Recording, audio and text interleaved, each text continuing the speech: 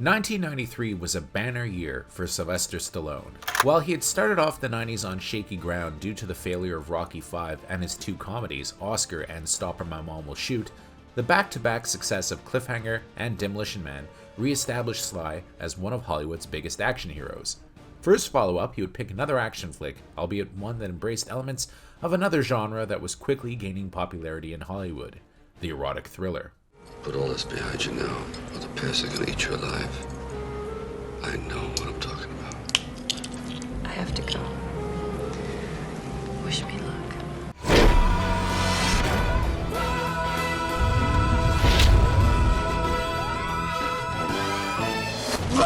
You like watching it die?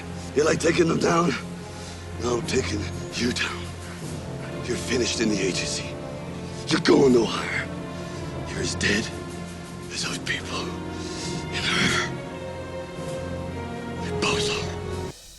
Flashback to 1992. The movie Basic Instinct was a worldwide smash and established Sharon Stone as the biggest sex symbol of her day. A veteran actress with a career going back a decade, her performance as the murderous but insanely alluring Catherine Trammell made her a cultural icon. She followed it up with another steamy thriller, 1993's Sliver, also a hit, and The Specialist would be her last entry into this cycle of erotic thrillers, with her eventually opting to branch out a little with movies like Martin Scorsese's Casino in a bid to avoid typecasting. But, for the moment, she was Hollywood's reigning femme fatale. The film was inspired by a series of books by John Cutter, a pseudonym for screenwriter John Shirley, who would go on to co-write The Crow. But in the transition to the big screen, virtually nothing from the novels was left intact, resulting in a screen credit that oddly stated the film was suggested by those novels. And looking at their synopses, it's easy to see why, as everything was changed. The film would eventually be written by Alexandra Saros, who wrote the remake of Nikita: Point of No Return for the same studio Warner Brothers the year before. In the movie, Sylvester Stallone would play Ray Quick, a former explosives expert for the CIA.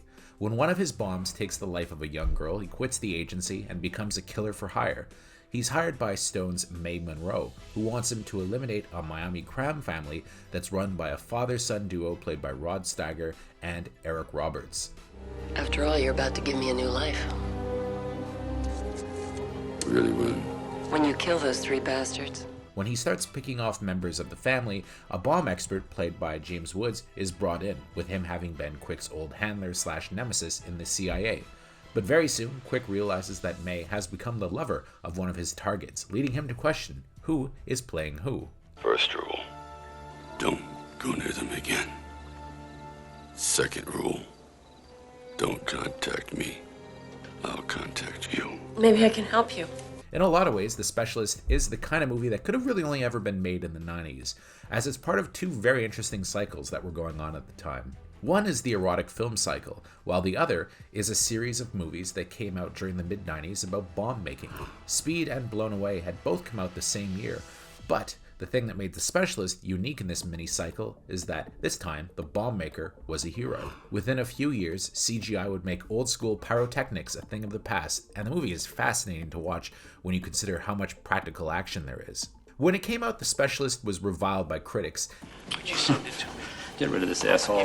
And indeed, it's a pretty silly movie. The director, Louis Lalosa, who would go on to make Anaconda,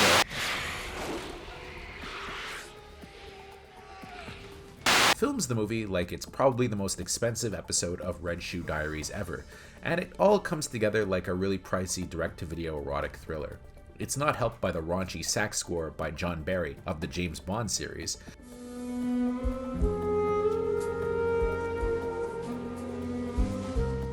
which is shamelessly cribbed from his own classic score to Body Heat. The love scenes, particularly the big set-piece one in the middle featuring Stallone and Stone, are hilariously over the top, with them stretching and posing for a camera in a way that's easy to mock. And of course they're in probably the world's most luxurious shower. Given how sexless movies have gotten nowadays, there's something charming about the way they go all out here. That's pretty good, especially if you're an amateur. And certainly The Specialist, if not Basic Instinct, is far superior to other examples of the genre, including the much mocked entry from Bruce Willis, Color of Night. I don't really know who you are and what you do. You have all the power. The behind-the-scenes story from this movie are pretty amusing, with Stallone always saying that Stone was sick of being a sex symbol at this point and didn't want to do the nude scenes. The two apparently had to get pretty drunk, doing half a dozen shots of Black Death vodka before getting started. To this day, the two remain friends, but apparently the shoot was tense. At the time, there were also rumors that Sylvester Stallone had many of James Woods' scenes cut after being advised that the character actor was stealing the movie. And to be sure, Woods is stealing the film. Fuck you, Ray! Fuck you! You killed! Your bombs! How many? 10, 50, 100 before you lost count? He's in full-on Alan Rickman mode here. I mean, he's merciless. Shut up! While Sly and Stone are acting like they're in a pretty sophisticated thriller, all the guys playing villains in this are acting like they're starring in pure pulp, which of course was the truth. Woods is constantly mugging, yelling, and basically being just James Woods. Nobody says a word. Meanwhile, Eric Roberts gets all oiled up to play one of the sleazy baddies and plays the film with a constant leer, which I have to say is kind of appropriate for the character. Yet, both guys are a model of restraint next to the late Rod Steiger, whose Cuban accent is one for the books. Cut my heart out, Juno. And now you look, my son is lying in a box.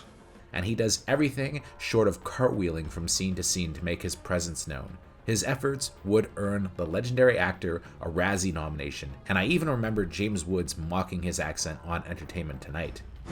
He hasn't lost his sense of humor. While The Specialist is indeed a pretty bad movie, it can't be denied that it's still so much fun to watch.